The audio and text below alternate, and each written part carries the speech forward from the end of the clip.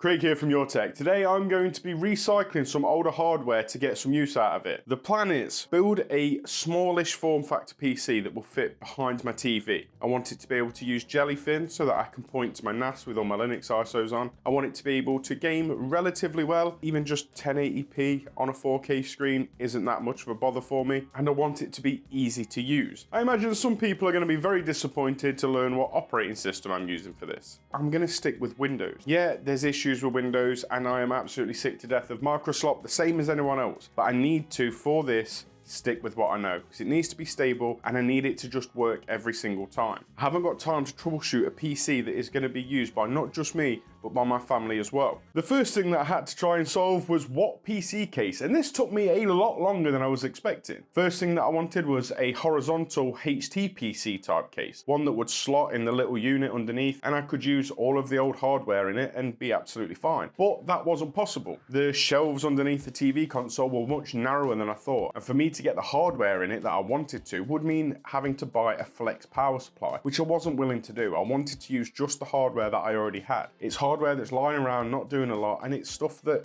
is still completely usable for gaming and for content watching. And luckily enough, it's just been delivered. Let's have a look. This is a little bit bigger than I thought it was going to be. And this is the case I chose, the CH260 Wood from Deepcool. It's an M80X case, should fit all of our hardware in absolutely fine. It's got loads of ventilation, so hopefully it'll be quiet and we won't have any issues. So the only thing that I've got left to do now is to put all this hardware in here. Now, the hardware that we've got here, you've seen on this channel many times before. It's a 10700K, a Z490M motherboard, an RTX 2070 and a 750 watt, massively overkill, power supply. And hopefully this will be more than enough for some transcoding on Jellyfin and some light 1080p gaming on a 4K screen. Let's transplant this into this.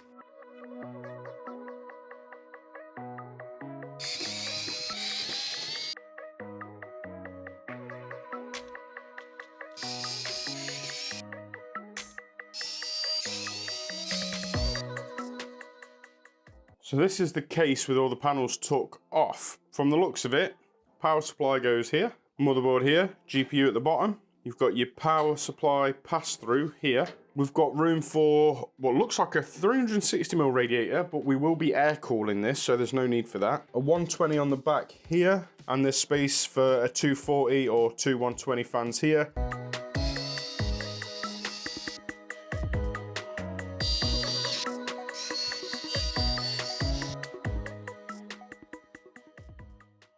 The PC is built. Now, before we do the first test boot, a few things that I want to mention. This case is awesome. It's a little bit bigger than what I was expecting. I didn't read the dimensions of the case properly. That's on me. But the actual case itself is awesome. The layout and the cable management and all that kind of stuff on it. And it's genuinely a joy to build it. The only thing that I will say, put your power supply in first. I put my fans in first and then the power supply second, and it was a struggle to get the power supply moved where I wanted it to be. Other than that, it's a great case. And now we've just got to see if it turns on, and then comes the fun part. We get to set this up as a living room PC. Now, let's see if it boots. Fans are spinning. Monitors woke up. Go on, boot for me first time. That's a good sign. That could still be a good sign. And that is Windows. So now we've just got to make sure that Jellyfin is up and running and it can see my NAS. Make sure that Steam's installed and any games that we want to play are on it. And then it can be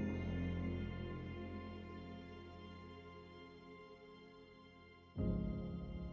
Well, this has not gone smoothly. It turns out that this motherboard has some damage on it that I didn't realise. This was a second-hand motherboard that was left to me when a customer upgraded their PC. They only upgraded for more performance, so I didn't think there was anything wrong with the motherboard, and I didn't think to test it. But it turns out the M.2 slot on this motherboard is fucked. It will not transfer any faster than about 100 megabytes a second at the absolute best. So that's causing Windows to lag, games not to load properly, and just loads of instability issues. So I have two choices. I can go and I can try and buy another Z490 motherboard, which you can get them, but for what they are a little bit expensive, or I can repurpose an old SATA SSD and use this for the operating system and any games that I want to play on it. So I think this is going to be the route to take. However, we do have a couple of other things. We have a Wi-Fi upgrade for it because it's going to be connected via Wi-Fi in the living room.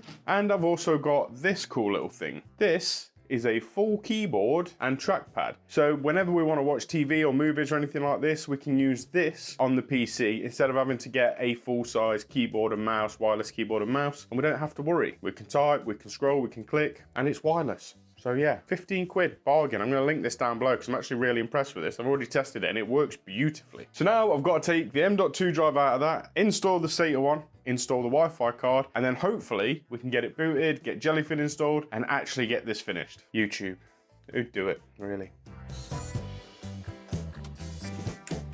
And we're back. So we have the OS installed on a SATA SSD now. We've got Cyberpunk running in the background and everything seems to be working. Next step, we've got to install and set up Jellyfin. So it should be as easy as going to jellyfin.org, 64-bit, Windows, tell Windows to fuck off. Go through the prompts, open Jellyfin. Once you've loaded up Jellyfin, you'll be welcomed by the setup guide. Choose your server name, and then you need to create an admin account. Type in a username and a password. This is your admin account. And now you can add a media library. So choose what kind of content it is. We'll go for movies. We'll call it movies.